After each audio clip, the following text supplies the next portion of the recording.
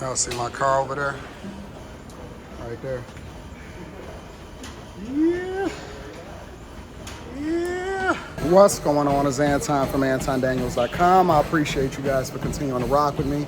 About to be finishing up with my workout soon. Recently posted on Twitter, or X, formerly known as Twitter. Got to get used to that. Recently posted on there and on Threads that I vowed to two things: never miss a workout ever again, and never get anything less than 6 hours of sleep. That's it. Whatever I need to do as far as being proactive before that, because we still don't plan on missing, we got to do it. But I declare those two things: never miss a workout again, and then never get less than at least 6 hours of sleep. At first I had typed 8, but I'm saying 6. I'm gonna run down, jump in the shower, and then get up out of here, because I got a game tonight. Going to see Denver versus the Pistons. Always got to catch the West Coast teams, because they only come one time.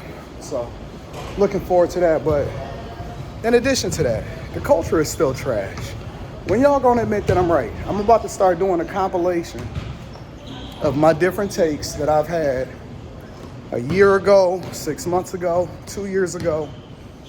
And now everybody's starting to see that I was right. Everybody's trying to understand how I was able to predict it. It's because right is right, regardless of how you feel about it. Don't care about your feelings. Don't care about what's currently going on social media. Right is right, regardless of how you feel about it. And the culture is trash. I mean, absolute hot garbage, and it's getting worse by the day. Let me explain to you how. Hey, how you doing? Smelling like $1 million. Now I'm about to head to the studio so that I can get dressed and look like $1 million. It's really great having your own stuff, your own spaces, your own studio, because then that means that I can have a whole nother wardrobe down here. And then when I get my place finished being built, which is in February, then I can really stretch out. You know what I'm saying? But the culture is trash, and it's getting worse by the day. And I'm trying to figure out when y'all ready to throw it out like me, like all together, because the problem is that we all subjected to it.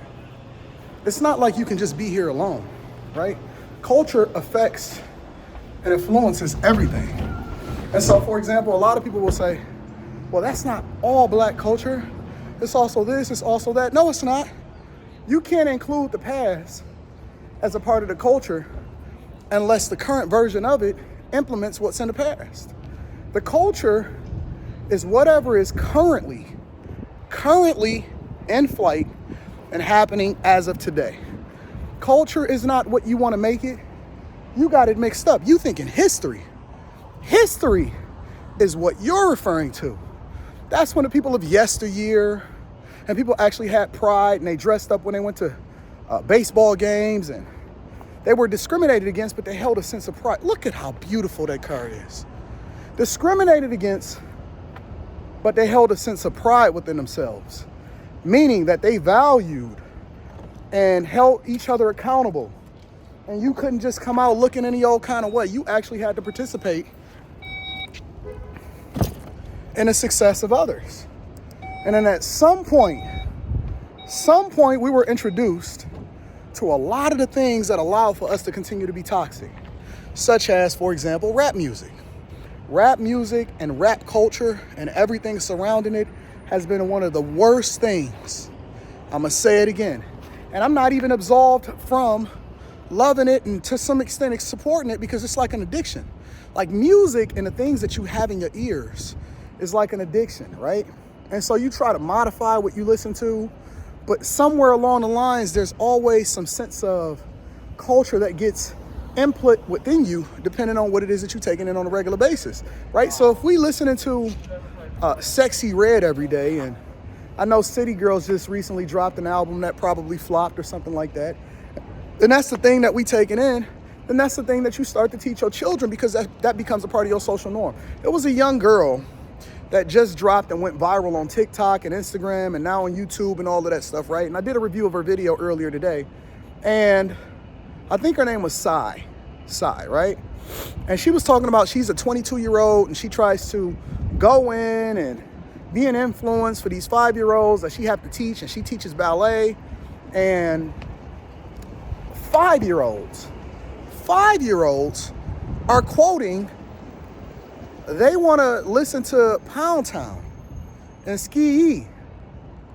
That's crazy. That is absolutely insane. And it's funny because then you'll hold the teachers accountable, but you won't hold the parents accountable. And so when I say something like, well, if you really want to fix society, you got to get to the root cause of it. And the root cause of it is the fact that most of these people are kids having kids, and you cannot have a bunch of single women having children with 20% of the population or 20% of the men, and then validating their existence by saying, well, it's okay, or, well, you should be able to do what you want to do when you want to do it, or, trying to use statistics to back. You can't use statistics to back up single parent households. You can't use statistics in order to back up the fact that you have women that don't even have a father, that was never raised the way that they were supposed to, that they mamas was at the Freaknik, and then now they having children, and all these children know is weed smoking their face and Pound Town and all of the worst things for us. And then these same women is having a platform, and they able to tell you what it is that you should and shouldn't do. And it's not only on women. Let's be very, very clear, because I'm an equal accountability smoke giver. It's not only on the women, it's also the guys. You validate this bad behavior. You continue to empower these chicks. And simp culture, oh my God, that is one of the worst things also that happened to the black community.